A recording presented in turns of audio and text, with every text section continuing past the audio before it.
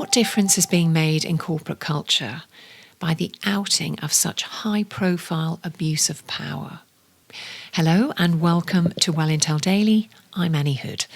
This is the podcast that joins the dots on wellbeing perspective and everyday relevance. We've seen a raft of high-profile investigations in the media recently that has exposed inappropriate behaviours that include harassment, bullying and sexual assault. Despite the Me Too movement, poor behaviour continues, and it isn't just in high-profile organisations, it is everywhere. One of the most troubling observations has been the extent of the effect that this sort of abuse can have on a person years or decades later. And knowing that makes managing these issues a critical part of internal systems and a more profound need for the empowerment of HR departments so that they can respond without conflicting pressures. By that I mean conflicting pressures relative to protecting the company or protecting a senior person within the company. And a question that I see raised frequently is whether boards have oversight on culture.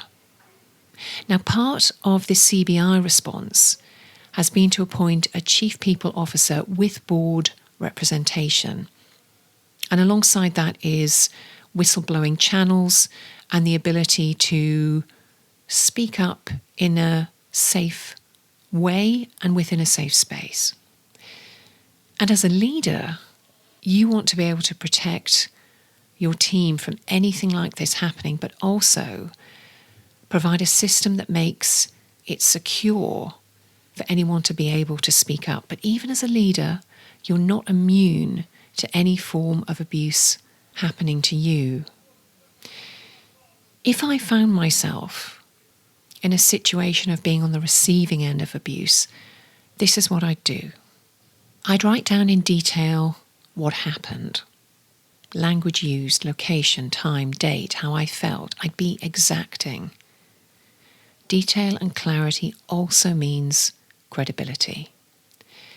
I'd think back to anything I might have previously dismissed, any microaggressions that may have felt like flattery or anything inappropriate, and I'd record those too.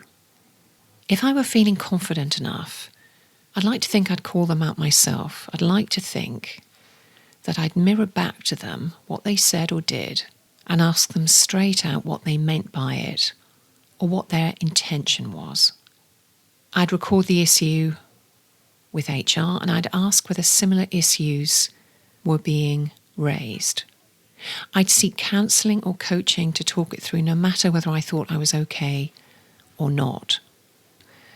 Change is happening, but it still needs stewarding by you, by me, and by a rising tide of consciousness. If you need support to change the culture of your business, you can find me at wellintellect.com. Tomorrow, does the present reality of climate matter more than the future threat? Do follow, share and review, and of course, be well.